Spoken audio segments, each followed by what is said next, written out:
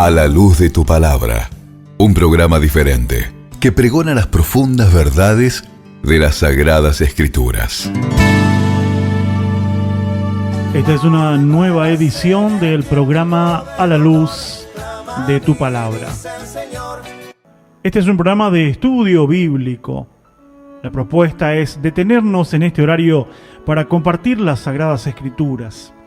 Dentro de las posibilidades, la invitación es siempre a que usted, estimado radio oyente, pueda tener su Biblia en su mano, su anotador, y juntos empezar a hojear las páginas sagradas con la intención de encontrar el consejo, encontrar las verdades bíblicas que nos educan, nos enseñan, nos corrigen, nos consuelan y hacen muchas cosas en nuestra vida, porque es el manual de Dios, el libro que Dios ha dejado para que usted y yo podamos tener una vida mejor, una vida con esperanza y con esperanza segura.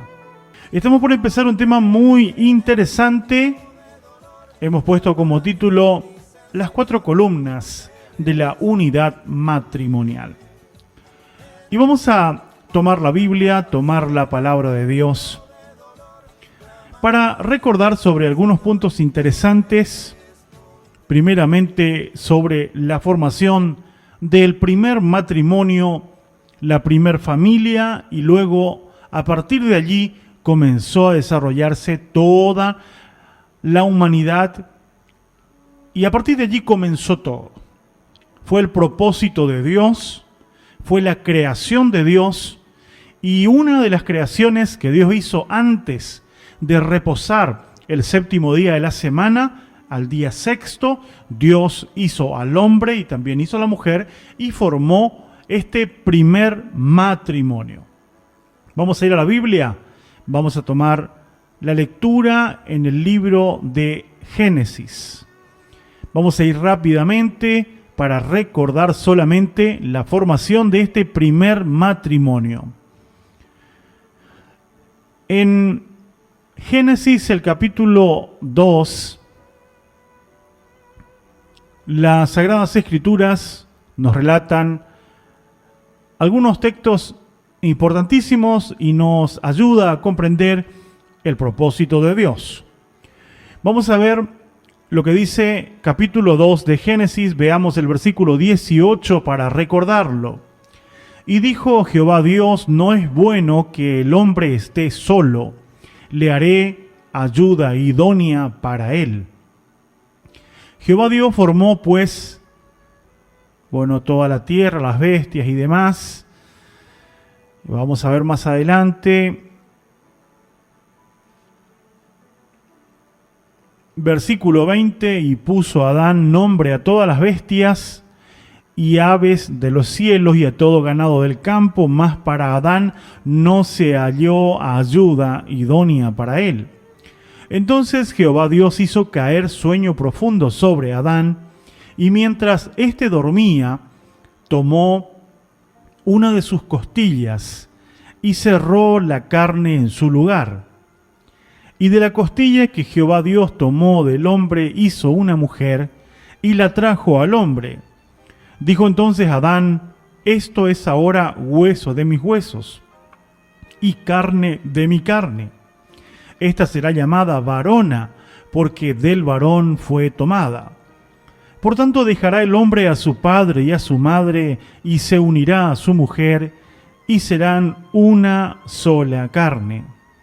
Y estaban ambos desnudos, Adán y su mujer, y no se avergonzaban. La sagrada palabra de Dios nos indica que Dios dijo estas palabras: no es bueno que el hombre esté solo. Hay una determinación de Dios muy interesante aquí. No es bueno que el hombre esté solo, ni el hombre ni la mujer, porque van a haber muy pocos casos que tengan ¿cómo diríamos? Son aquellos que no necesitan de una compañera, de un compañero, a nivel matrimonial. Es decir, no necesitan para convivir, para compartir, son muy pocos. Son aquellos que tienen el don de continencia, aquellos que no necesitan, el hombre que no necesita una mujer y la mujer que no necesita un varón. Pero en línea general, la gran mayoría sí lo necesita. Y Dios sabía de que el hombre fue creado para vivir en comunidad, en acuerdo.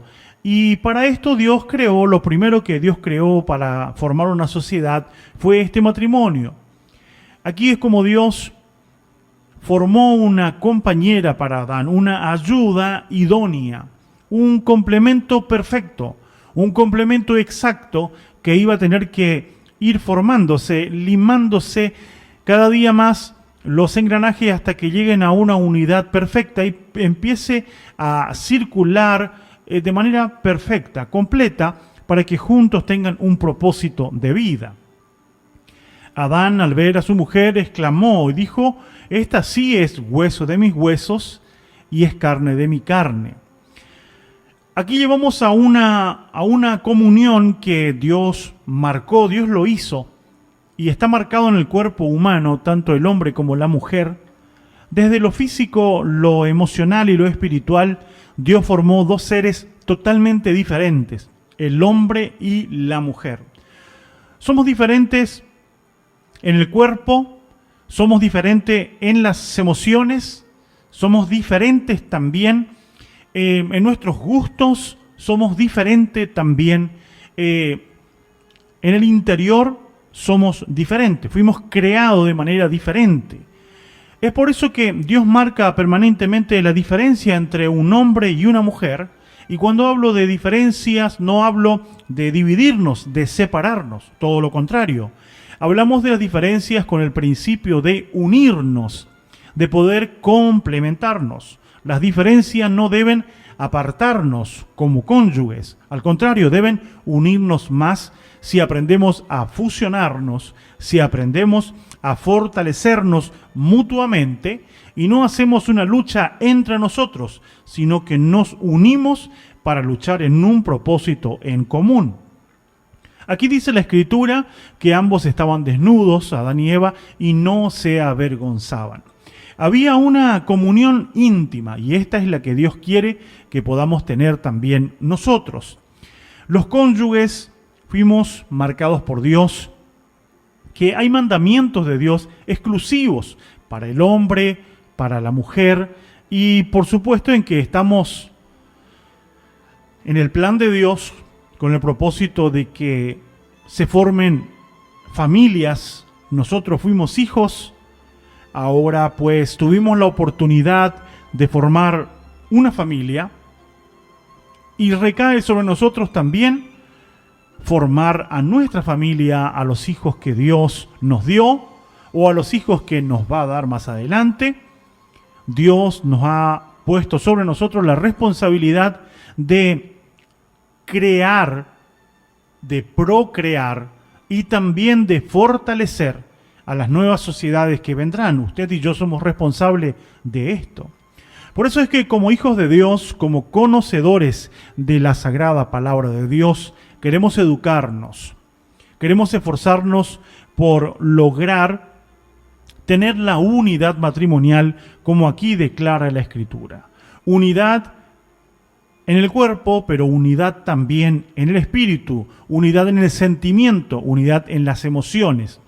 Y para llegar a esta perfecta unidad, y tiene que haber comunión.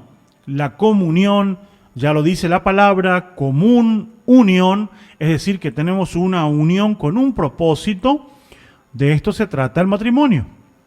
Ya no son dos, sino son uno.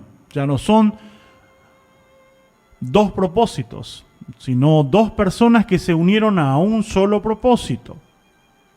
Para lograr esta unidad matrimonial hemos considerado algunos puntos interesantes que la palabra de Dios nos deja y queremos explayarnos y compartirles, porque seguramente del otro lado hay personas que también les interesa poder trabajar junto a su familia, poder desarrollar y cumplir el propósito que Dios tiene, porque Dios ha dejado un propósito para el hombre y también un propósito para la mujer y un propósito para el matrimonio, que es el hombre y la mujer. Entonces, dicho esto, es que por ello estamos preocupados por poder considerar algunos de los puntos, porque son muchos, pero tenemos en líneas generales, tenemos, creo yo, columnas, y vamos a tomar estas 4 columnas que hemos considerado que son sumamente importantes para esta unidad en el matrimonio. Para ello, quisiera dar el lugar también a que, si usted desea aportar del otro lado, si usted desea decirnos qué es lo que cree usted que hace que una unidad matrimonial sea débil, que la unidad matrimonial esté a punto de romperse o que ya se haya roto, ¿cuáles son las causas que llevan a que esa unidad que Dios quiere, a que son una sola carne, una solamente, un solo corazón, ahora en el sentimiento? Por supuesto que cada persona tiene su corazón, pero cuando se unen los sentimientos es un sentimiento solo, un propósito. Entonces, ¿qué es lo que estorba? ¿Qué es lo que no permite que esa unidad sea fuerte como una roca? ¿Qué es lo que detiene a que se logre esa unidad? Si usted desea ayudarnos, si usted desea compartir con nosotros, lo puede hacer. Y todos son bienvenidos, porque aquí simplemente somos una ronda de estudiantes de la Escritura. Nos interesa saber sobre este tema y tantos otros temas importantes que vemos a la luz de la Escritura. Hoy estamos en el tema del matrimonio y hablamos entonces de la unidad matrimonial. ¿Qué es lo que rompe? ¿Qué es lo que debilita? Lo vamos a ir viendo a lo largo del estudio. Pero yo quiero que podamos considerar algo que comienza en el principio de una relación como primera columna. ¿Cómo comienza una relación? ¿Cómo comienza ese pensamiento de que vamos a un día formar un matrimonio? Un muchacho, una chica, piensa en formar ese matrimonio y de paso nos acordamos nosotros que ya tenemos nuestra familia, nos acordamos cómo comenzó nuestra relación con el que hoy es nuestro cónyuge. ¿Cómo comenzó? Porque quiero basarme en la primera columna que he considerado al estudiar este tema. Todo comenzó con el diálogo. Pudo haber comenzado con una mirada, pudo haber comenzado con un gesto, pudo haber comenzado con compartir, ya sea un almuerzo, una cena o un lugar donde estábamos, pero todo comenzó realmente en el diálogo. Cuando tuvimos esa oportunidad de hablarnos, cuando yo le hablé, cuando me contestó o cuando me habló, yo le contesté y empezamos a intercambiar palabras.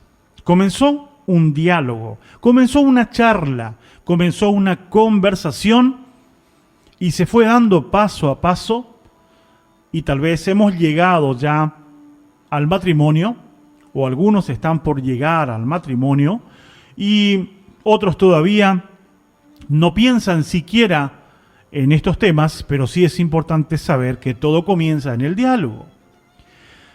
Ahora bien, el diálogo es una de las columnas principales para que haya una unidad de propósito, para que haya una unidad matrimonial. ¿Por qué consideramos el diálogo? Así comenzó todo, comenzamos hablando, comenzamos conversando. Ahora bien, cuando la pareja, primero son amigos, después son novios, ahí se habla mucho, se conversa mucho en algunos casos, porque hay otros casos que no tienen la posibilidad de hacerlo. Hoy la tecnología permite de que los diálogos, si no se pueden hacer en persona, pues se hace por teléfono, se hace por mensaje, se hace por audio. En nuestros tiempos, que no soy tan mayor, pero todavía se hacían por medio de una carta. Se escribía de puño y letra y se compartía y se enviaba la carta y se esperaba la respuesta. Pero bueno, los matrimonios, los noviazgos de hoy es otra tecnología, otra manera, otra forma. Ahora bien, ¿por qué consideramos el diálogo como una base principal, como una columna principal? Yo quiero que veamos que las Sagradas Escrituras nos enseñan que si llega a haber un diálogo fluido, correcto, un diálogo con objetivo, el matrimonio realmente es un potencial. El matrimonio fue puesto por Dios para gobernar todo lo que había. Así le dijo Dios a Adán y Eva. Ustedes van a gobernar, ustedes van a sojuzgar, ustedes van a ordenar, van a administrar todo lo creado. Miren el potencial que hay en un hombre y una mujer. Cuando esta pareja logra dialogar en el buen sentido de la palabra, en la amplitud de esta palabra, es un potencial. En las Escrituras, yo quiero recordarles un hecho que muestra claramente lo importante que es el diálogo y a qué conduce. En el libro de Génesis hay una historia bíblica. Vamos a ir a Génesis 10 y quiero recordarles. Esta es la historia de la Torre de Babel. En la historia de la Torre de Babel, que es el capítulo 11, Génesis, capítulo 11. Recordamos la historia. Los hombres eran malos, los hombres tenían un ideal malo, tenían un principio malo, apartarse de Dios. Pero quiero que nos enfoquemos a la potencialidad de la comunicación. Vamos a leer Génesis 11, versículo 1. Tenía entonces toda la tierra una sola lengua y unas mismas palabras. Es decir, tenían un solo idioma. Hablaban solamente un idioma, no había castellano, portugués, inglés, etc. Había una sola lengua, un solo idioma. Versículo 12, aconteció que cuando salieron del oriente, hallaron una llanura en la tierra de Sinar y se establecieron allí. Y se dijeron unos a otros, vamos, hagamos ladrillo, cozámoslo con fuego, y les sirvió el ladrillo en lugar de piedras y el asfalto en lugar de mezcla. Y dijeron, vamos, edifiquemos una ciudad y una torre cuya cúspide llegue al cielo. Y hagámonos un nombre por si fuéramos esparcidos sobre la faz de toda la tierra.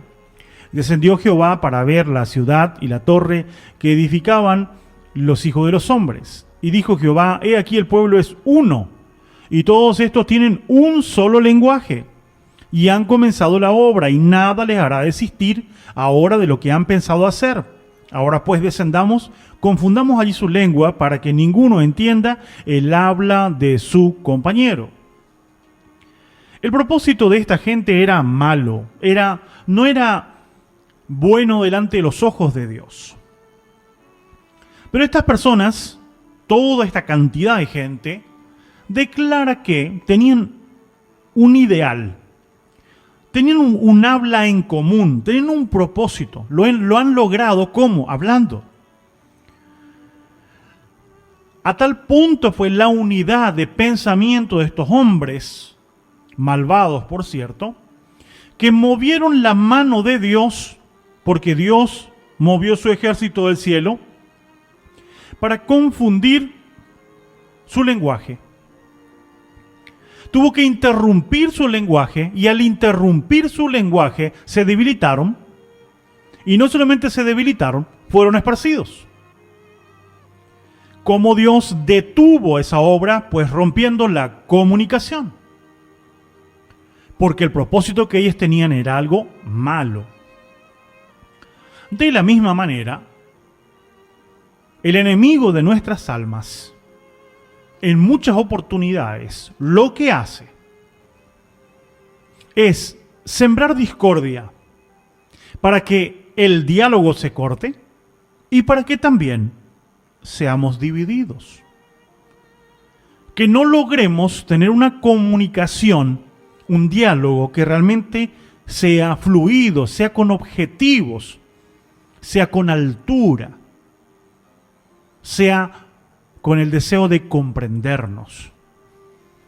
Así como esto, porque sabe el enemigo de nuestras almas que nosotros, como matrimonios, somos un potencial de Dios.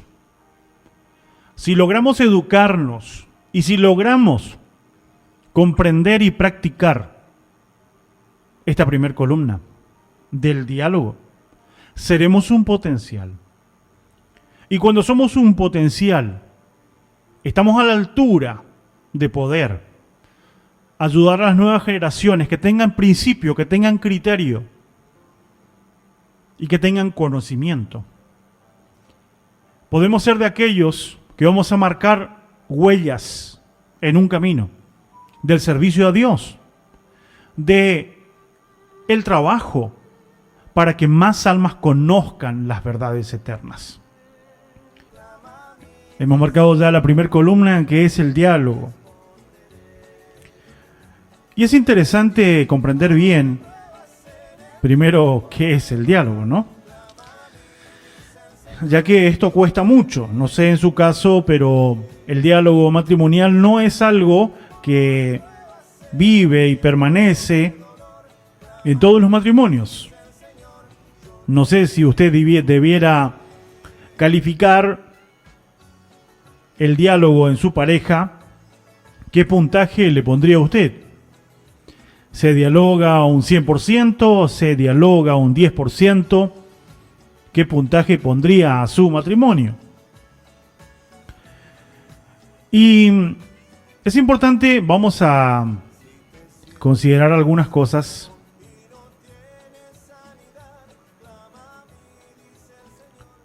respecto al diálogo. Hablar no siempre es un diálogo.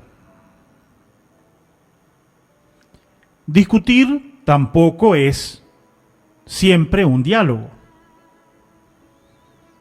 Dialogar no es intentar convencer al otro de lo que yo pienso, de lo que yo creo, ni menos imponerle mi idea.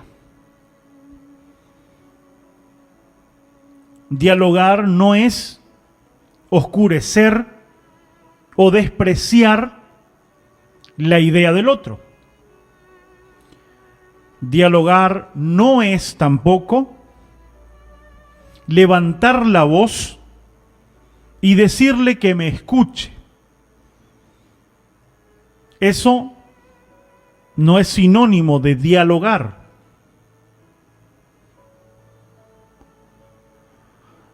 Dialogar tiene fundamentos interesantes para que podamos alcanzar ese diálogo. Vamos a aprovechar acá. Vamos a ver si podemos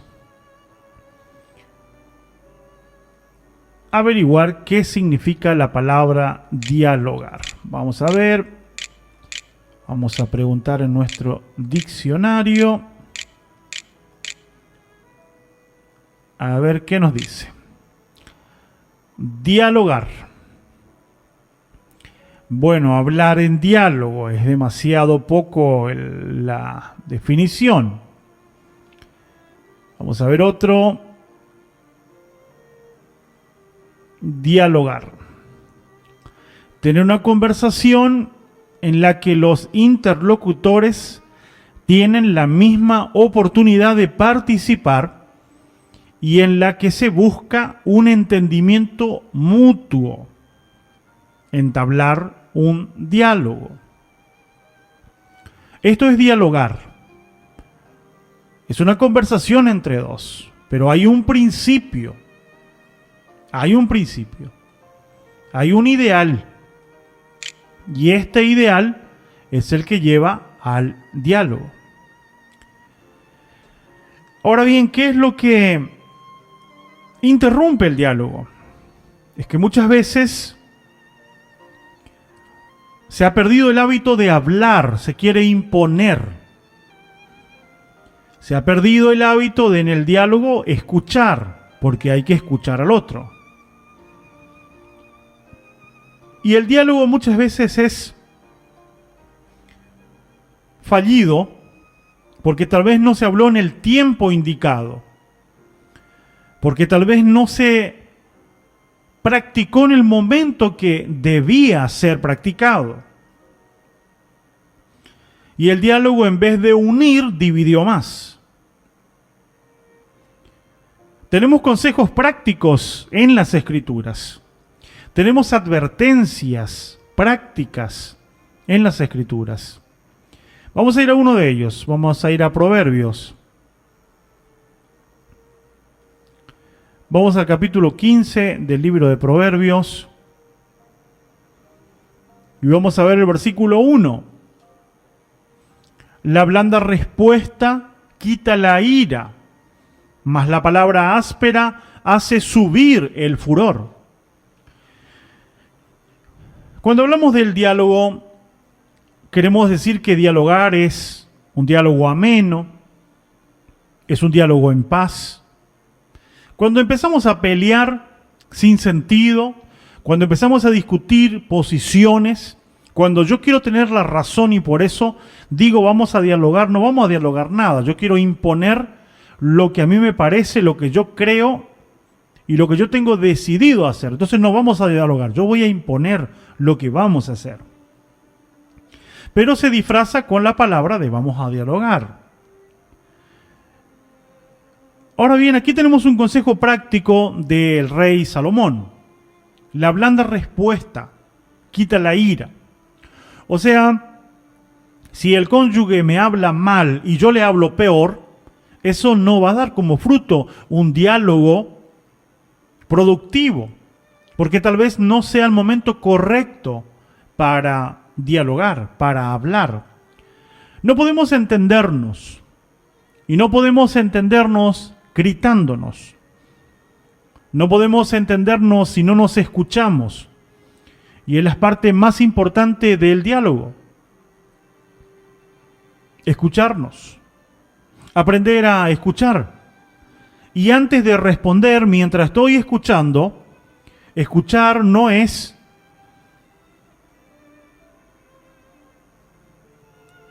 hacer mientras escucho al cónyuge, hacer un contraataque de qué es lo que le voy a decir.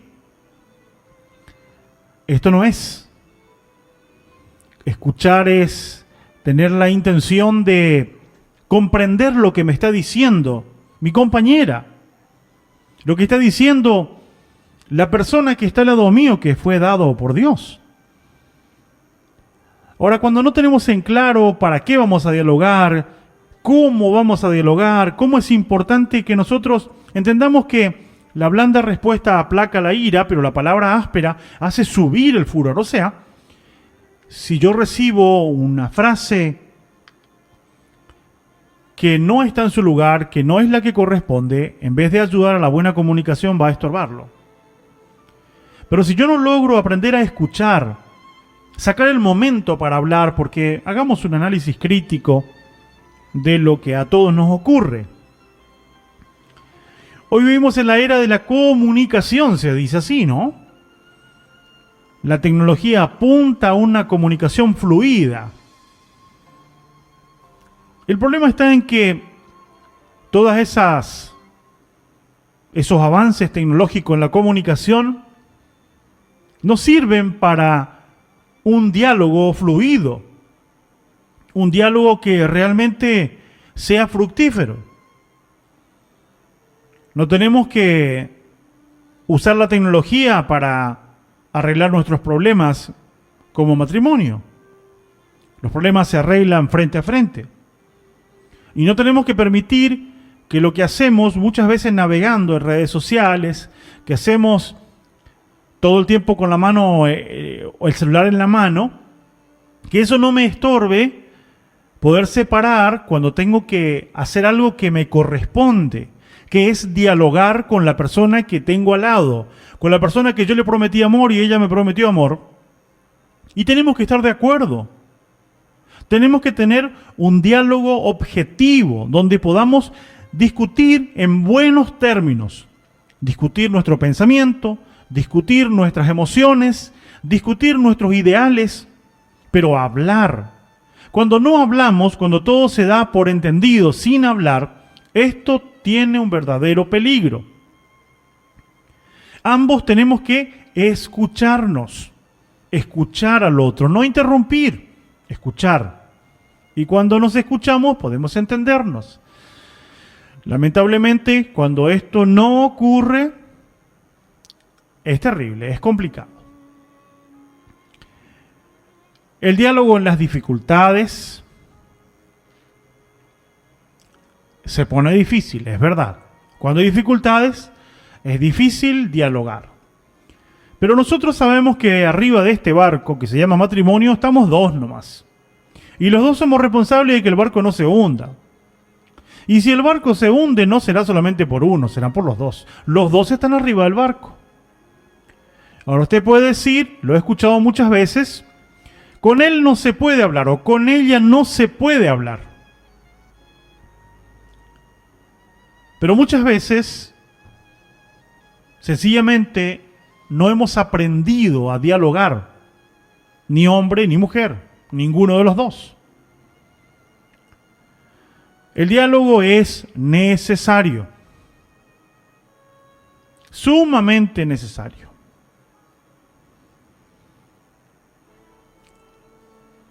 Como les decía, en las dificultades, hablar, ayudarnos, es parte de la atención, es parte del cariño, es parte de la confianza. Vamos a ver en las otras columnas que me parece interesante para que un matrimonio tenga unidad. No puede haber unidad si no hay diálogo. Porque en el diálogo es donde se van a presentar lo que creo, lo que pienso, lo que siento, lo que vivo, lo que quiero alcanzar, lo que quiero llegar. En mis propósitos que yo voy mostrando, sacando de mi interior y lo voy comunicando, mi cónyuge me está escuchando y entonces nos vamos complementando y hacemos un proyecto solo. Si no hay diálogo, eso es débil. La unidad es débil porque no hay diálogo. Si no hay diálogo no nos podemos entender, no podemos comprendernos. Ahora bien, en el diálogo, por supuesto, el diálogo tiende a transformarnos. También tiende a enfrentarnos con otras realidades, que muchas veces es lo que mi cónyuge cree, es distinto a lo que yo creo, es distinto a lo que yo estoy pensando. Pero si no hablamos, luego después van a traer otras consecuencias, donde yo doy por entendido, donde yo tomo decisiones solos. Muchas veces se piensa que el diálogo es cuando yo le cuento a mi cónyuge lo que ya hice. El problema es si esa decisión que yo estaba por tomar, primero debía consultar, dialogar para ver cómo lo hacíamos. Ahora, cuando yo le cuento lo que ya hice, puede ser bien aceptado por el cónyuge o puede ser mal aceptado.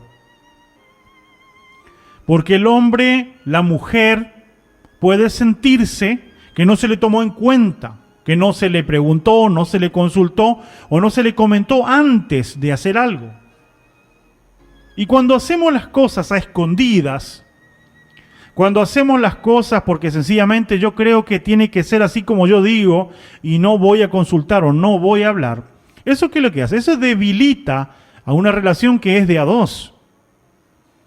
Si una persona quiere quedarse solo para decidir solo, pues nadie le obliga, ni Dios le obliga a que tome compañero o compañera. Pero cuando se toma compañero o compañera, la fortaleza está en la posibilidad que tenemos todos de aprender a dialogar, a respetarnos en nuestro diálogo. No importa lo que se va a decir, porque cuando yo me expongo al diálogo, es una verdadera manera de exponerme. Si yo le digo a mi cónyuge, decime todo lo que te molesta de mí, me estoy exponiendo. ¿Exponiendo a qué? A que me diga todo lo que yo hago mal o lo que yo no hago correctamente, mis irresponsabilidades, me expongo a que me diga. Entonces, si yo no quiero escuchar eso, entonces voy a decir, no voy a dialogar.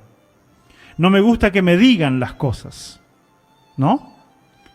Pero no nos gusta decir o no nos gusta escuchar lo que nos van a decir. Pero tal vez nos gusta decir y eso dificulta. Eso no es un diálogo que realmente tenga un objetivo, que sea unificarnos.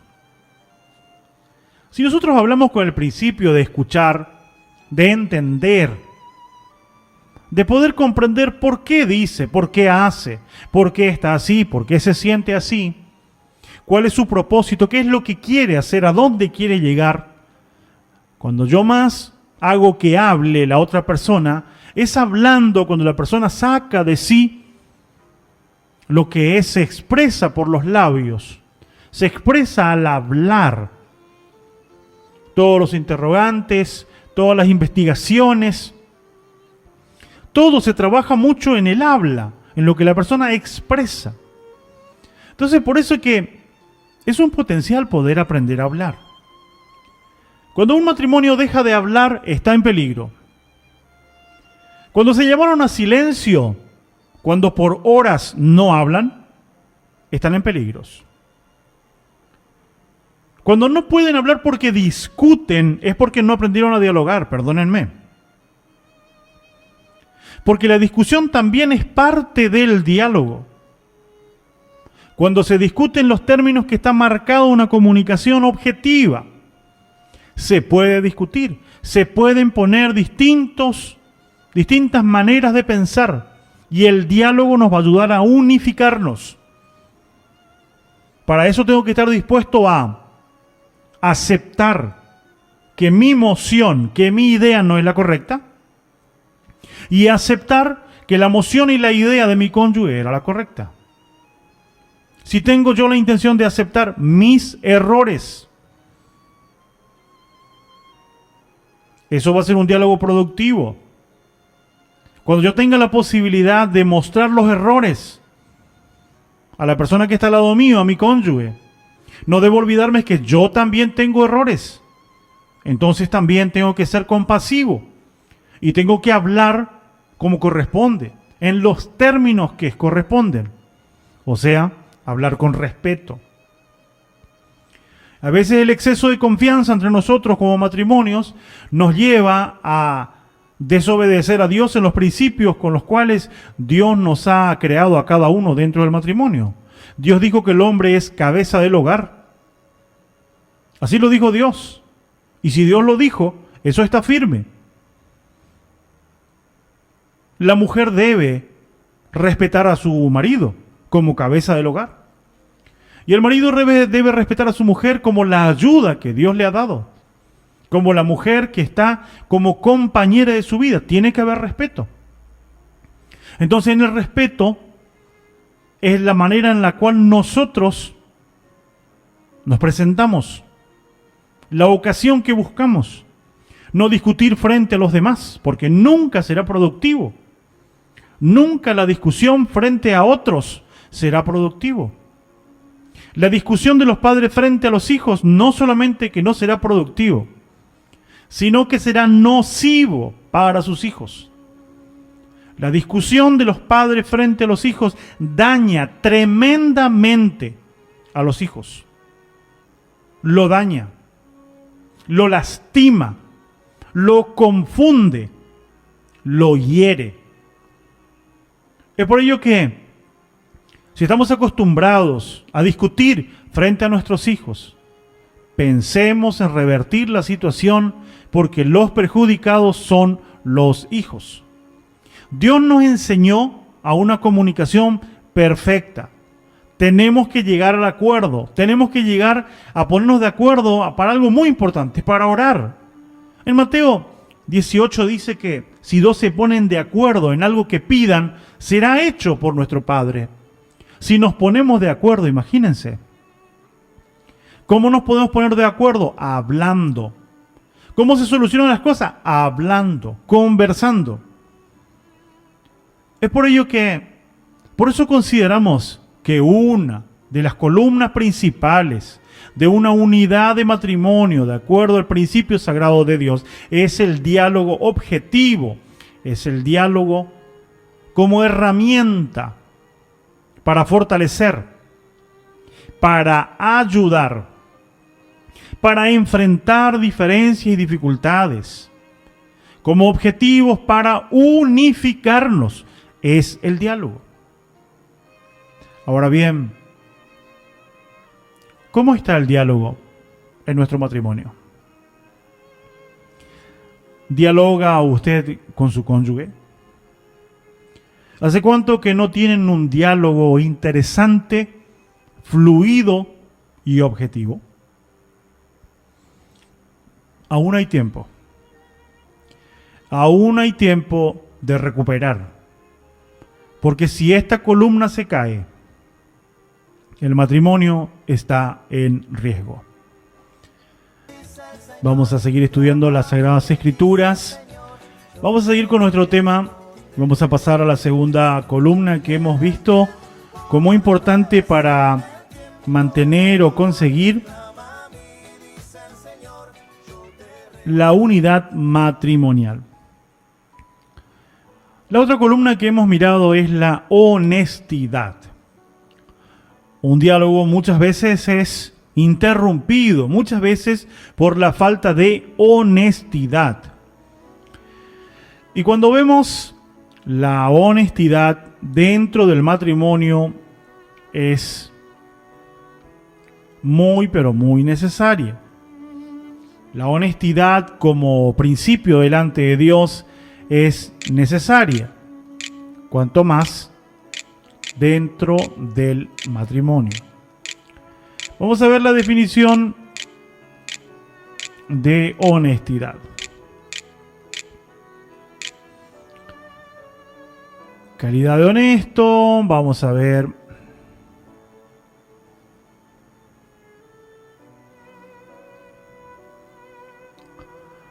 A ver si encontramos otro diccionario. Aquí tenemos una definición que dice lo siguiente. ¿Qué es la honestidad? Como honestidad se designa la calidad de honesto. Como tal, hace referencia a un conjunto de atributos personales, como la decencia, el pudor, la dignidad, la sinceridad, la justicia, la rectitud, la honradez en la forma de ser o de actuar. La honestidad es un valor moral fundamental para entablar relaciones interpersonales basadas en la confianza, en la sinceridad y el respeto mutuo. Así nos dice la enciclopedia Significados. Ahora bien, ¿por qué hablamos de ser honestos dentro del matrimonio? Ser transparentes. Para que haya unidad tiene que haber transparencia. La transparencia se va a lograr hablando, pero también en el actuar, en el vivir. ¿Cómo somos llamados por las Escrituras respecto al diálogo y respecto a la honestidad? Quiero que vayamos a un consejo del apóstol Pablo en su carta a los Efesios. En el capítulo 4 de Efesios. A ver si podemos abrir.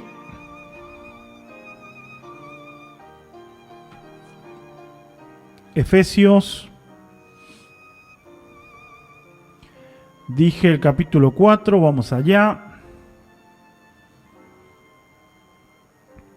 Efesios capítulo 4, vamos a dar lectura al versículo 25. Efesios 4:25, por lo cual desechando la mentira, habla verdad cada uno con su prójimo, porque somos miembros los unos de los otros. Aquí el apóstol lo pone en la relación de la iglesia, del cuerpo de Cristo, cuanto más en el matrimonio. Tenemos que hablar verdad. Estamos llamados a hablar verdad. El hombre debe hablar la verdad con su mujer y la mujer debe hablar con la verdad con su marido. Cuando no hay esta transparencia, se pierde la confianza.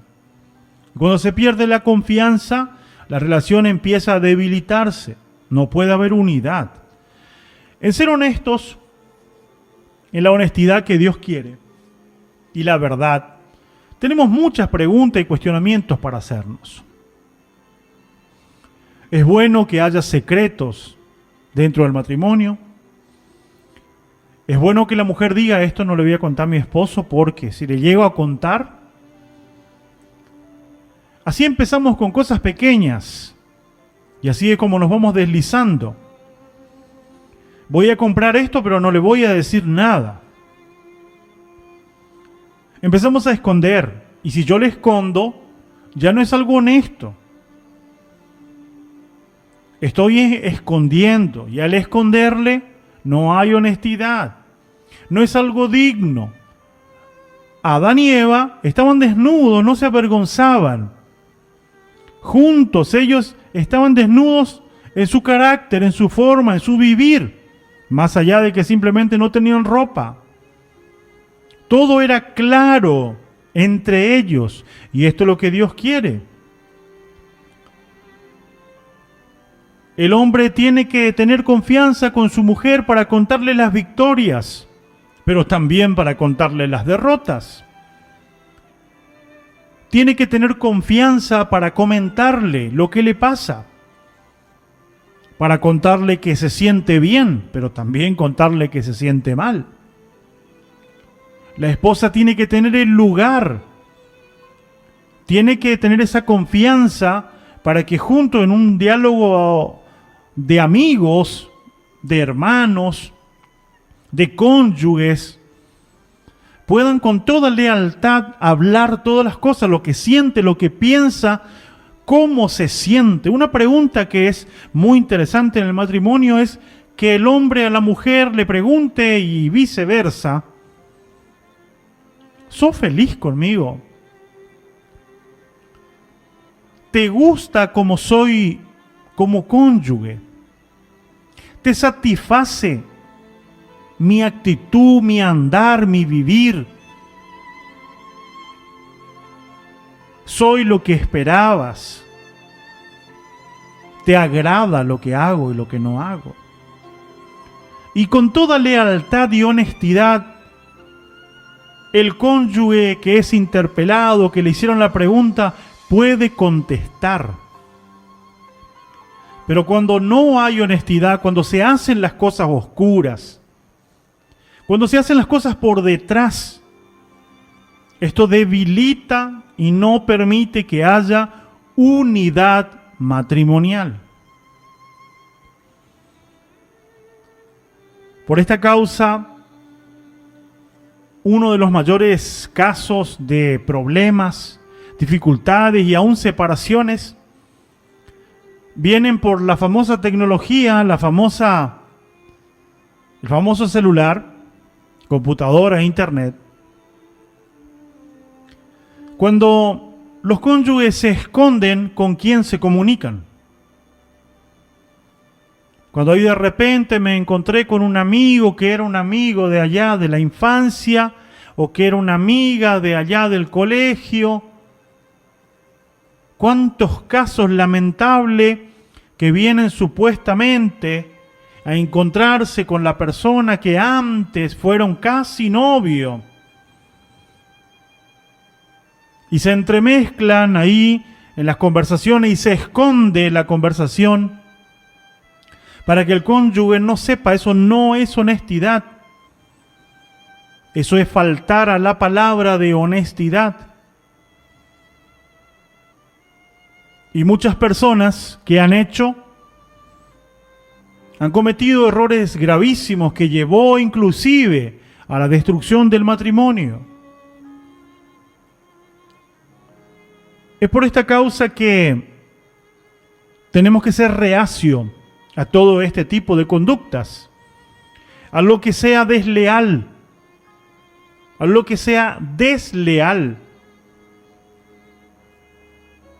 a la persona que Dios le ha puesto como compañero, como compañera, a Dios no le agrada. Veamos un texto de las Escrituras. Voy a buscar el libro de Malaquías. Vamos a buscar Malaquías capítulo 2.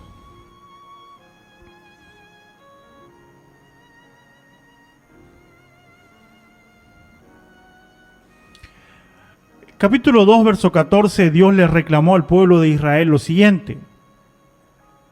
Mas diréis, ¿por qué? Porque Jehová ha atestiguado entre ti la mujer de tu juventud, contra la cual has sido desleal, siendo ella la compañera, siendo ella tu compañera y la mujer de tu pacto.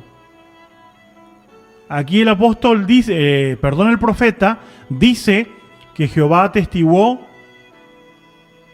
contra de este hombre porque él había sido desleal con la compañera. Esto es lo que tenemos que pensar, lo que tenemos que tener presente, que cuando no somos honestos, cuando queremos supuestamente esconder, ya sea una conversación, ya sea una comunicación, ya sea hacer las cosas por detrás, todo esto va a debilitar la unidad matrimonial. Y uno puede decir, bueno, lo que pasa es que eso es ser mal pensado. No. Una cosa es ser mal pensado, otra cosa es ser desleal. Porque miren, si estamos escondiendo algo y nos descubren, ¿qué es lo que va a pasar cuando me descubre? ¿Eso qué va a generar? ¿Confianza o desconfianza? Desconfianza. Entonces, ¿qué es lo que ocurre? Es que tenemos que entender que nosotros hemos decidido tomar compañero o compañera. Y tenemos que cuidar esos valores que nos unen, que nos nutren. La honestidad, compartir, hablar, decir abiertamente. Y juntos podemos crecer en ese principio tan interesante de alcanzar esa honestidad que Dios quiere. Hablad la verdad. Y en esa verdad no callarnos. No dejar hilos sueltos. No dejar cosas sin resolver. Porque si no resolvemos nuestras diferencias, no logramos hablar, conversar, y somos deshonestos, desleales, peor se va fisurando, se va rompiendo y nos vamos dividiendo y nos vamos separando cada vez más. La Escritura dice en el mismo libro de Efesios que estuvimos leyendo. En Efesios, a ver si podemos leer. En Efesios capítulo 4, vamos a ir de nuevo a un texto de ese capítulo. Efesios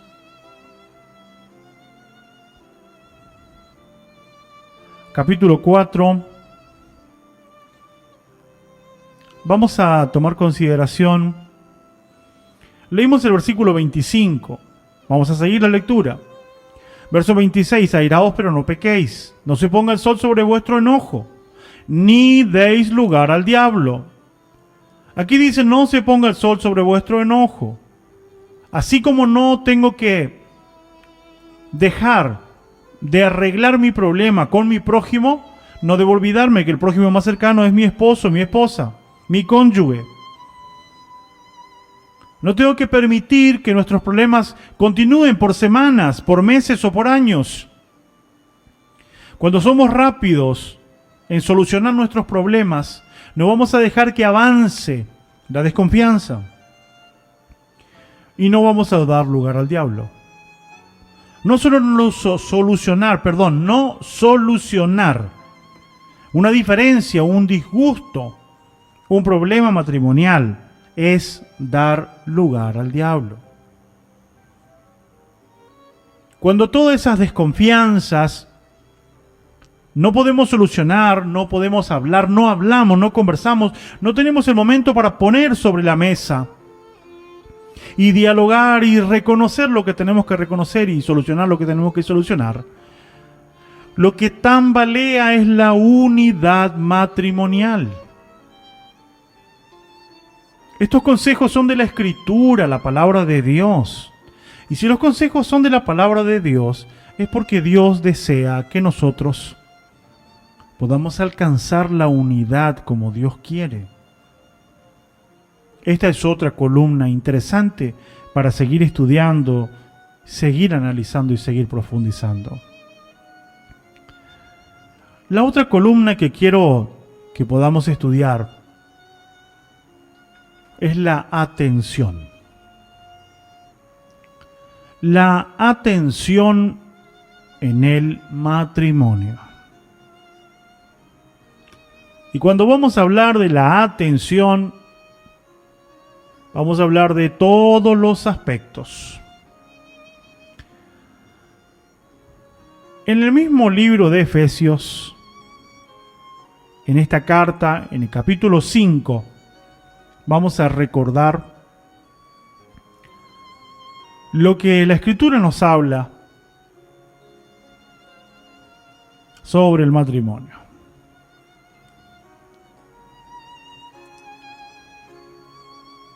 Vamos a tomar lo que dice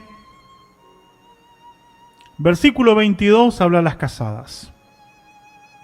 Las casadas estén sujetas a sus propios maridos como al Señor, porque el marido es la cabeza de la mujer, así como Cristo la cabeza de la iglesia, la cual es su cuerpo y Él es su Salvador.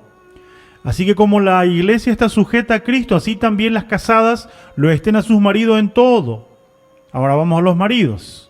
Verso 25, maridos, amad a vuestras mujeres, así como Cristo amó a la iglesia, se entregó a sí mismo por ella, para santificarla, habiéndola purificado en el lavamiento del agua por la palabra, a fin de presentársela a sí mismo una iglesia gloriosa, que no tuviese mancha ni arruga, ni cosa semejante, sino que fuese santa y sin mancha. Así también los maridos deben amar a sus mujeres como a sus mismos cuerpos. El que ama a su mujer a sí mismo se ama, porque nadie aborreció jamás a su propia carne, sino que la sustenta y la cuida, como también Cristo a la iglesia.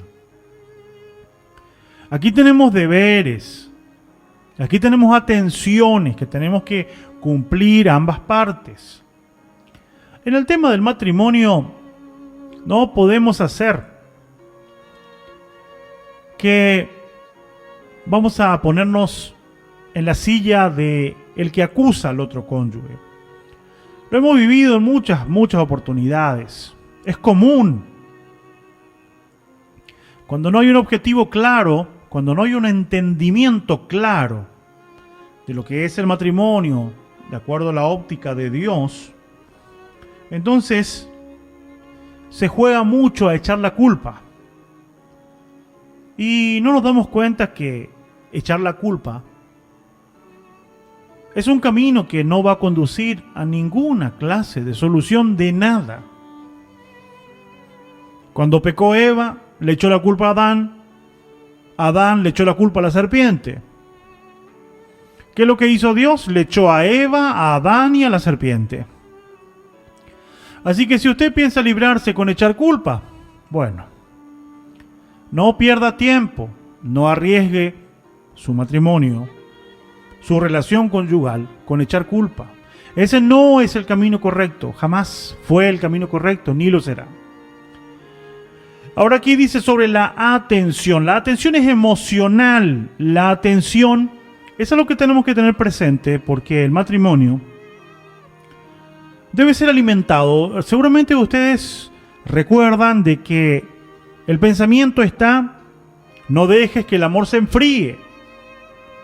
¿Por qué causa se enfría el amor en el matrimonio? ¿Qué causa esto? Una de las cosas que causa es la falta de atención. Cuando somos novios estamos en una atención, ¿cómo diríamos? Muy intensa.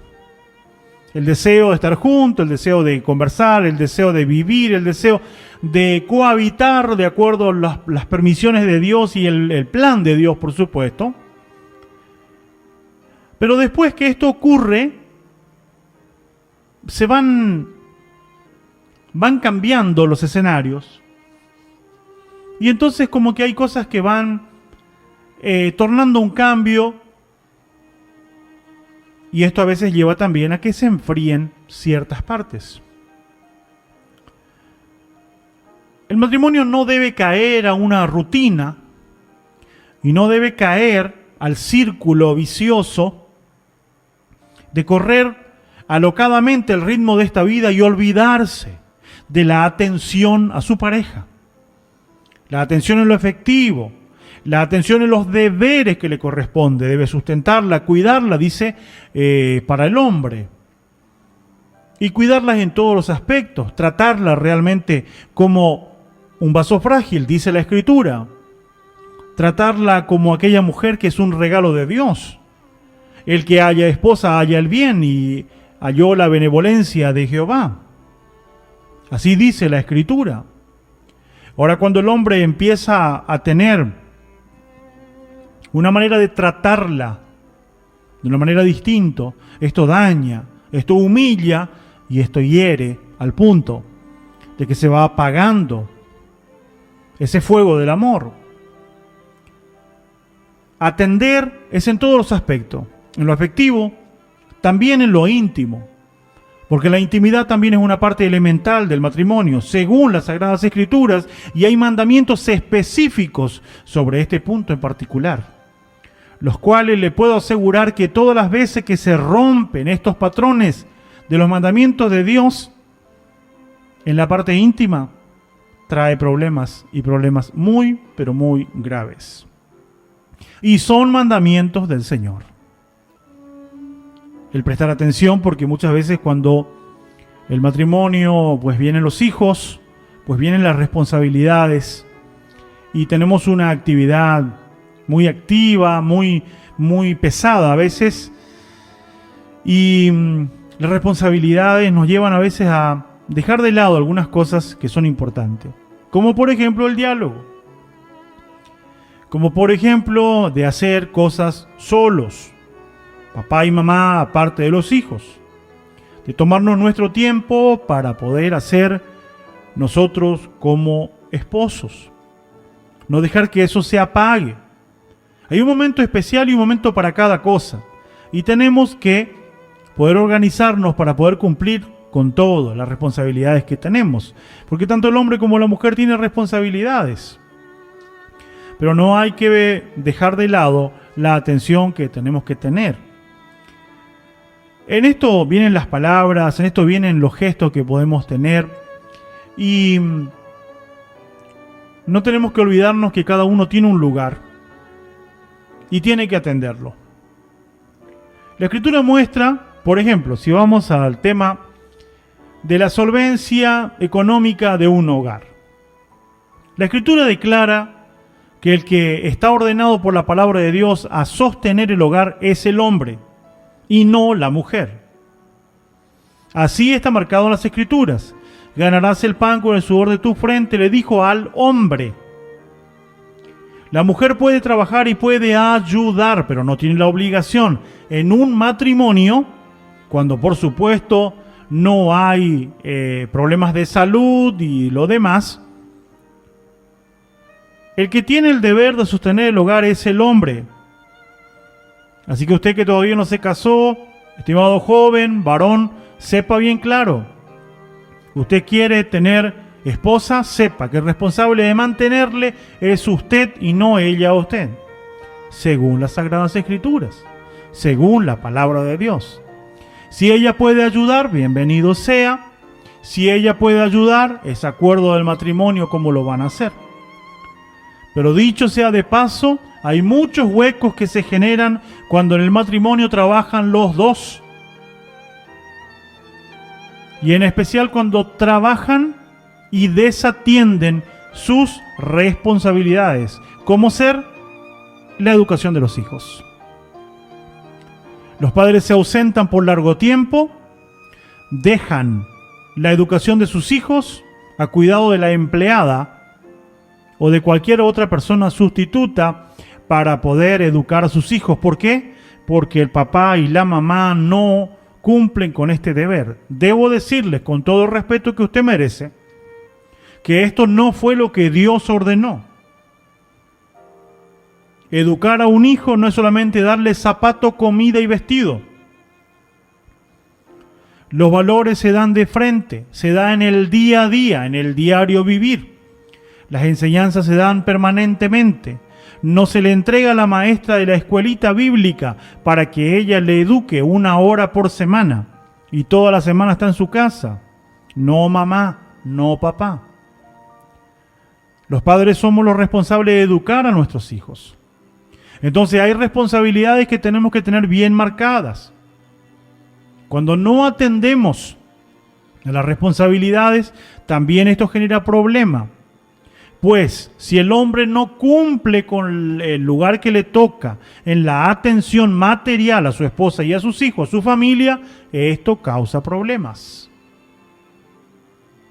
Cuando la mujer deja de cumplir el lugar que Dios le marcó también, como administradora del hogar, como persona que debe administrar de tal manera su casa y sus hijos, para que todo esté en orden, esto va a traer problemas.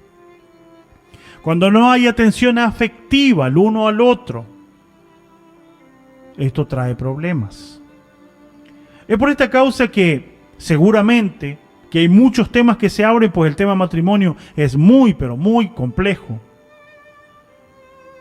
Por eso es que permanentemente también nosotros, o de tanto en tanto, estamos en nuestros encuentros de familia, donde tratamos los temas de la familia, con el objetivo de llegar a la familia que Dios quiere, a la unidad matrimonial, a la unidad familiar, para que podamos lograr el propósito de Dios con cada uno de nosotros. No se olvide que su matrimonio es un potencial que Dios permitió que se una. Ahora, ese amor, ese cariño, ese ideal, nadie se casó para separarse, ¿eh? Nadie se casó para ser infeliz. Todos se casaron con un sentimiento, con un pensamiento, con una ilusión. ¿Lo pudimos lograr? Pasaron 10 años de casado, ¿pudimos lograr? ¿Pudimos aprender a conversar? ¿Pudimos hacer todas las cosas honestamente? ¿Somos íntegros el uno con el otro? ¿O hacemos las cosas escondidas? Es tiempo de poder comprender de que hay columnas principales que sostienen la unidad matrimonial. Y cuando esto se debilita, corre peligro que se derrumbe el edificio. Lo mismo ocurre cuando estas columnas de la unidad de nuestro matrimonio empiezan a fisurarse. Van a tambalear y pueden caer. Es por ello que yo quisiera que pudiéramos ver que el Señor declara que hay un punto importante que debiéramos entender que podemos hacerlo como matrimonio para que esta unidad se logre, se alcance. Y esta columna la he llamado simplemente la oración y el servicio a Dios. Quiero que pudiéramos tomar Mateo, Evangelio de Mateo, capítulo 18. Vamos a buscar palabras de Jesús. Mateo, en el capítulo 18,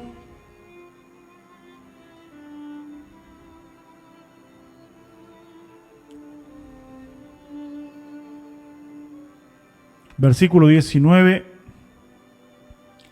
Otra vez os digo que si 2 de vosotros se pusieren de acuerdo en la tierra acerca de cualquier cosa que pidieren, les será hecho por mi Padre, porque les será hecho por mi Padre que está en los cielos.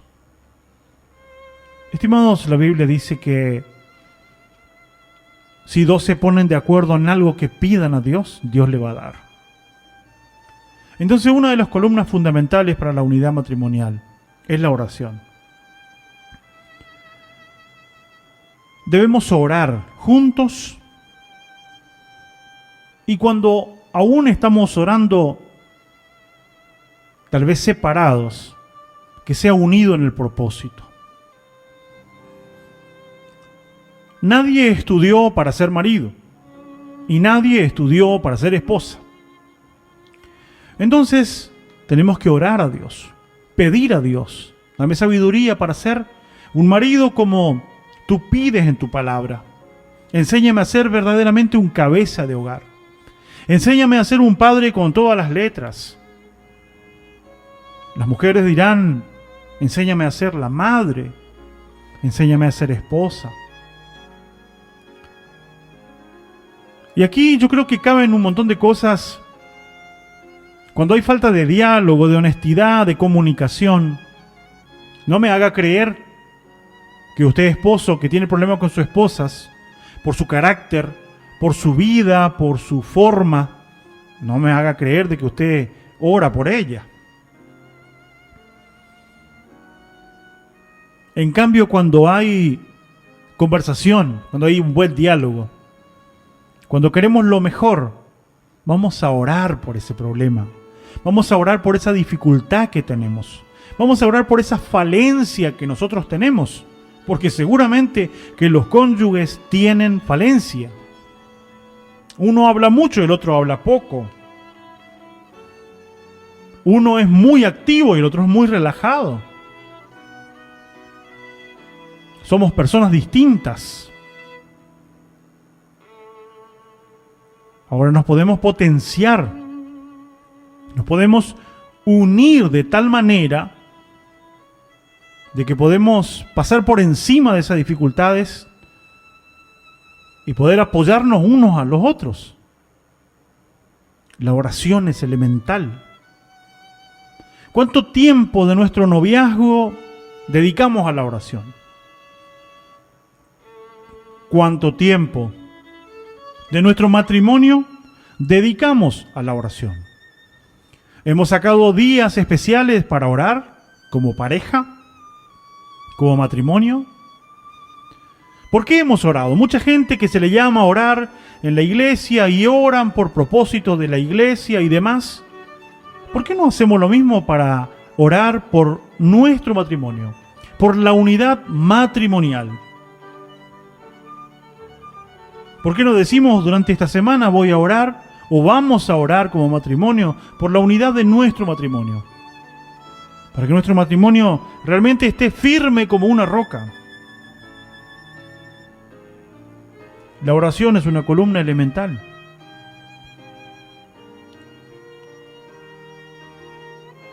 La Escritura muestra, por medio de Jesús en Mateo 7, pedid y se os dará, buscad y hallaréis, llamad y se os abrirá. ¿Qué hijo si le pide pan a su padre le dará una piedra? ¿Y si le pide un pescado le dará una serpiente? Agrega, si vosotros siendo malos sabéis dar buenas dádivas a vuestros hijos, ¿cuánto más vuestro Padre Celestial dará las cosas que ustedes le pidan? Ahora, como matrimonios no siempre tenemos el hábito de orar juntos. ¿Usted, esposo, le pide oración a su esposa? ¿Usted le dice, orá por mí, que por tal cosa, por esto, por aquello? ¿Tiene la costumbre de pedirle a su esposa que ore? ¿Y usted ora por su esposa? ¿Oramos por nuestro cónyuge? ¿Cómo oramos? Porque hay oraciones determinantes también. Muchas veces los hombres y las mujeres oran de manera determinante, le dan orden a Dios de qué es lo que tiene que hacer. Señor, ablanda, Señor, quebranta, Señor, rompe el corazón que tiene. Le está dando órdenes a Dios de qué es lo que tiene que hacer. O estamos clamando a la misericordia de Dios para que Él venga a interceder por nosotros, para que Él venga a hacer la obra en nuestras vidas. Cuando nos ubicamos en la oración, cuando realmente logramos que el matrimonio tenga a Dios en sus vidas, tanto el hombre como la mujer, cuando Dios es el rey de ese matrimonio, Cuando el hombre ama más a Dios que a su esposa, cuando la esposa ama más a Dios que a su esposo, cuando Dios está en primer lugar, es allí donde la oración va a ser una llave realmente a todas las cosas. La oración va a ser la puerta que se va a abrir cuando realmente necesitamos. La oración es un camino muy necesario para que la unidad matrimonial sea perfecta. Tenemos un problema, resolvamos hoy. Y cuando terminamos, oremos y entreguemos a Dios ese problema que tenemos.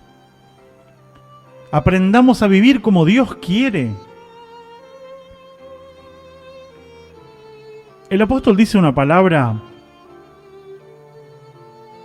muy interesante en Colosenses. Vamos a ver lo que dice Pablo en los Colosenses.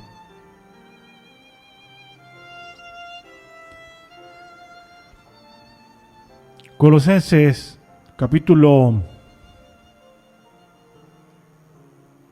parece que es el capítulo 2.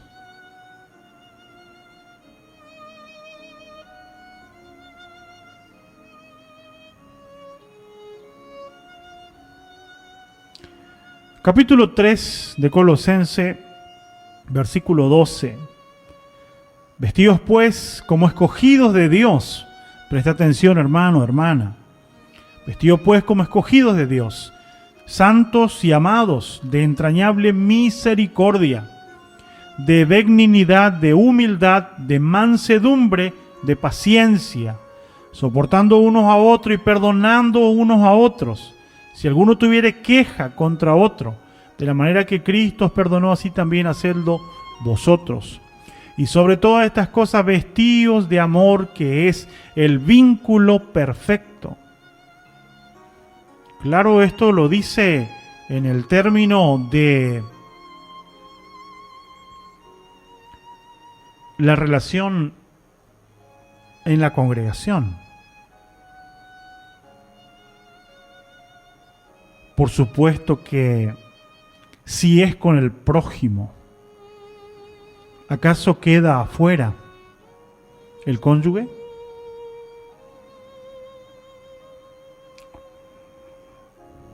Tengo que tener misericordia, tengo que tener benignidad, amabilidad con el prójimo. ¿Cómo? Y la mujer queda afuera. El esposo queda fuera de eso. Tenemos que perdonarnos unos a los otros. Eso tengo que perdonarle a mi prójimo. Y me olvido que el prójimo más cercano es la que duerme a mi lado.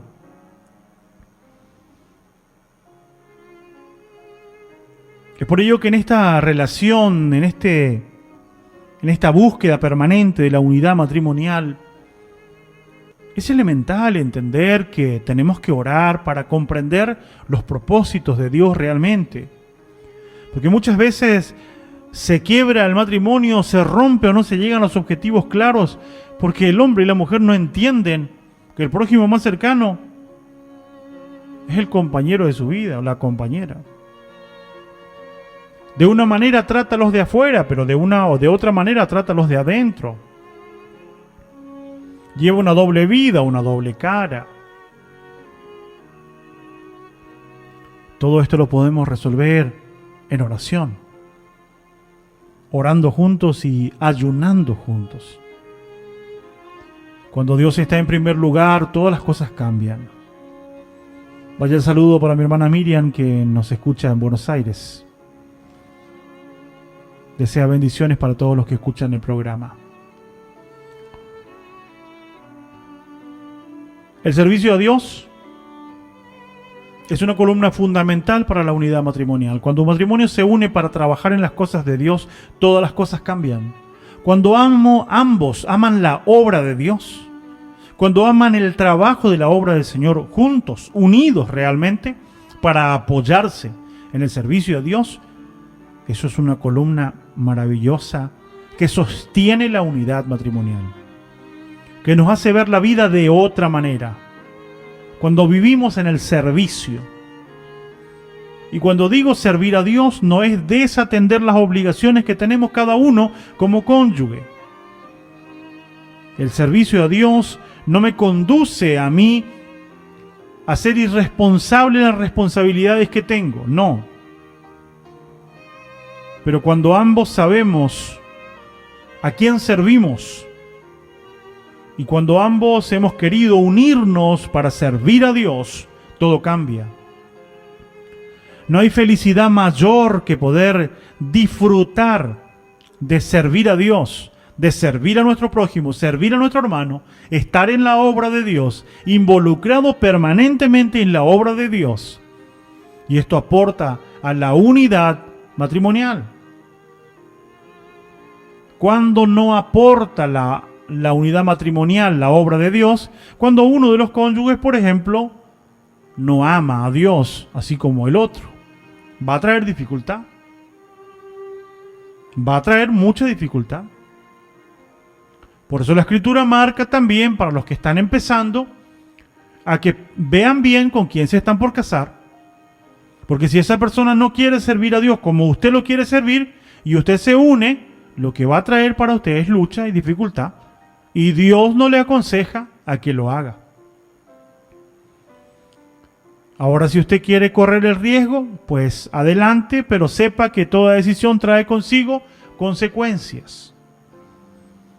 Ahora, para los que hemos tenido la bendición, que tenemos un compañero que sirve a Dios, una compañera que sirve a Dios, juntos debemos esforzarnos para lograr esa unidad en el matrimonio. Dios quiere que realmente seamos felices. Dios no se olvida de la promesa de amor que hicimos. No se olvida. Y está muy bueno que en algún momento, pasados los años, podamos analizar la promesa de amor que hicimos a nuestro cónyuge. ¿Qué es lo que le prometimos?